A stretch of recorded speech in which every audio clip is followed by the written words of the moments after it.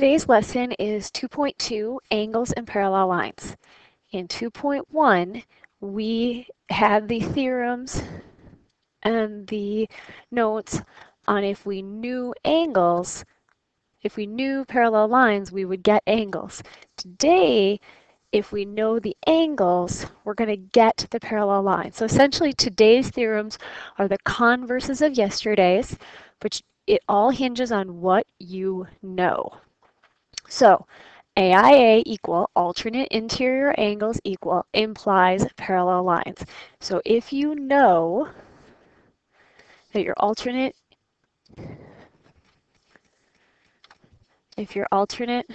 interior angles are equal, you get to say that the lines forming them are parallel.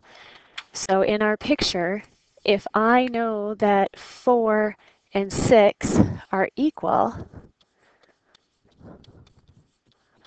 then I can conclude that K is parallel to W. If I know that alternate exterior angles are equal, so I know alternate exterior equal, I get that the lines forming them are parallel. So in this case, if I would know that 1 and 7 were equal, I can conclude, therefore, that K is parallel to W. These are just the exact converse of everything we had yesterday. Same side supplementary. If I know the same side supplementary, if I know that, I get the two lines making them are parallel. So if I know 3 and 6 are supplementary,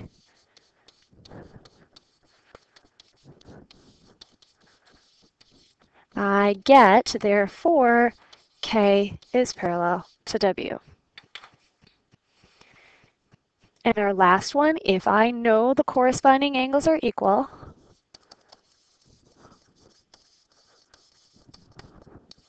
I get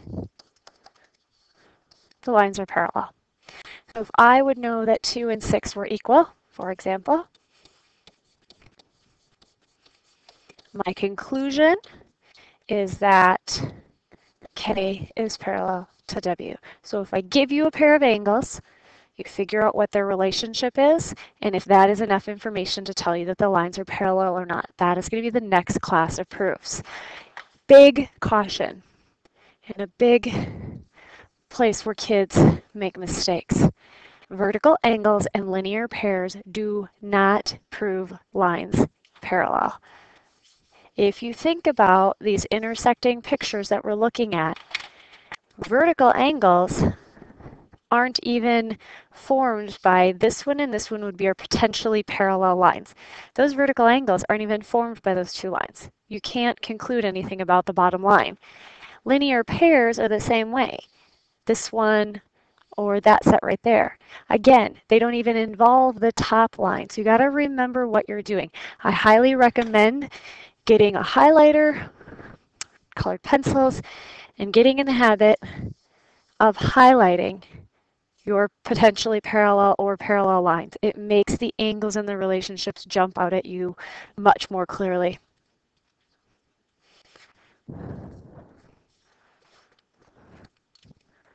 All right, so what lines can you prove parallel based on the given information? Now this is going to require some highlighting and some careful looking. Write none if no lines can be proven parallel, and then give a reason. So if I know that 16 and 1 are equal, and I get out my highlighters, I'll use these. So I'm looking at that being my transversal, and that being my potentially parallel lines. What is the relationship between 16 and 1? Well, they are corresponding angles. And so if corresponding angles are equal, then I can say in this case that, therefore, x is parallel to t. This line and this line are parallel.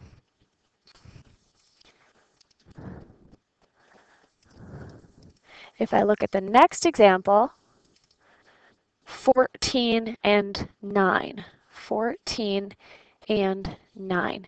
And I want to go through the same kind of idea. What is my transversal? Well, this line and this line appear to be forming them, and this line right here appears to be the transversal. When I look at 14 and 9 and how they're constructed in relation to those, I see they are also corresponding angles.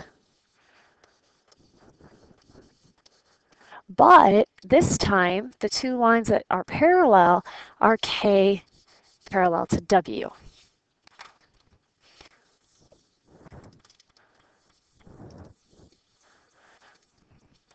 Number 3, 1 and 8.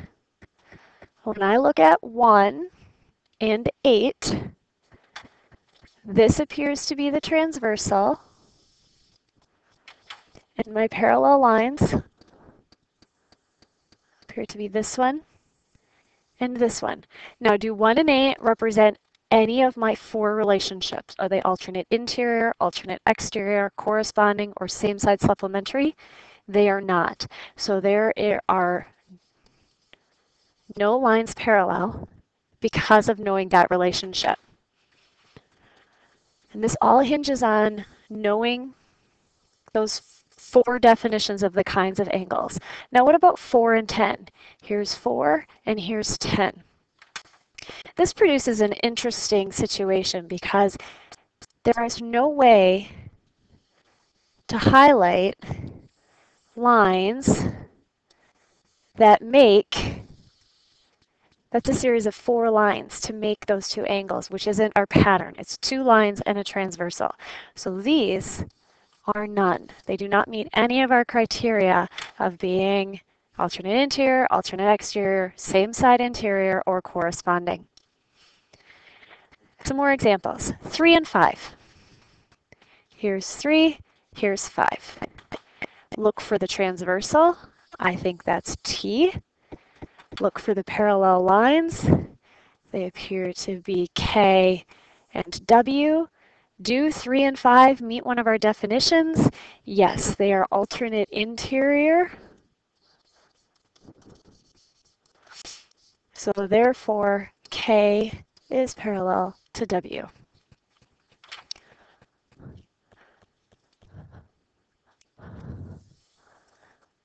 Next example, 12 and 6. Here's 12, here is 6.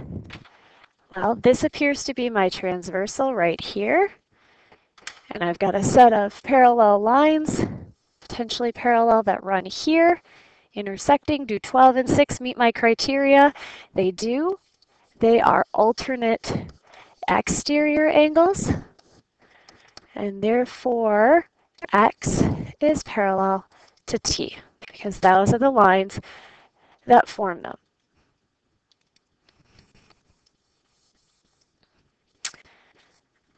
(14 plus 10 is 180. Here's 14, here's 10.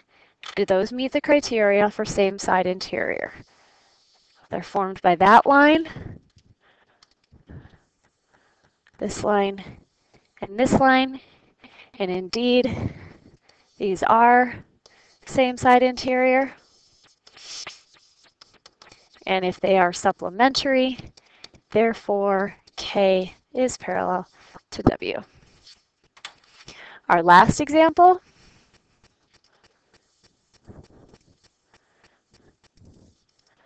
is if 5 and 6 are supplementary.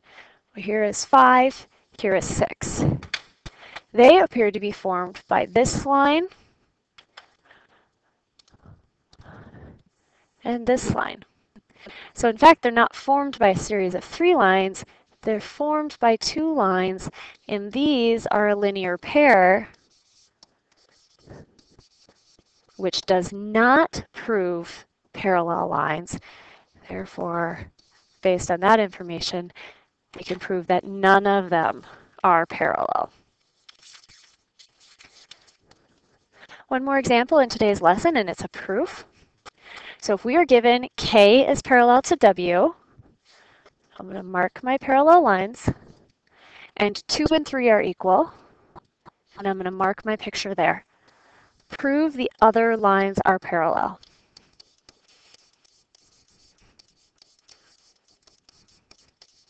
As a side note, right now, the only way to prove lines parallel is to use the angles. So our plan here is to figure out one of our sets of angle relationships to either get alternate interior angles, alternate exterior, corresponding, or same side interior supplementary. Those angles that are in relation to x and t so that we can say that those lines are parallel. So starting with what I'm given, I'm going to take a yellow highlighter to the lines that I want to prove. Try this again. Yellow highlighter to the lines I want to prove, just so I have my vision. And remember this one and that one, this one, those are equal. There's my given information. Based on this, I see there's a couple ways to do this, but I see that 1 and 2 are same side interior. Here's my parallel lines. That's what I'm given, so I'm going to start there. See that those are same side interior. So I'm going to write that angle 1 plus angle 2 equals 180. And the reason I know that is because I know parallel, and it's going to give me same side interior supplementary. This is where the given, the get and know part comes into place. I know my lines are parallel, and then I get same side supplementary. Now, our favorite pattern is that substitution, and I can make that right there. And so I can say that angle 1 plus angle 3 is 180 by substitution. And if I go back to my picture and I look at what kind of angles are 1 and 3, well, they are same side interior in relation to x and t. And so I can say that x is parallel to t because here I know that same side interior are supplementary, so I get that my lines are parallel. That's it for today's lesson. Really study those definitions and those pictures and make sure you know which angles you have, and make sure that you're thinking about those two sets of theorems as far as what you know and then what you can say, what you get based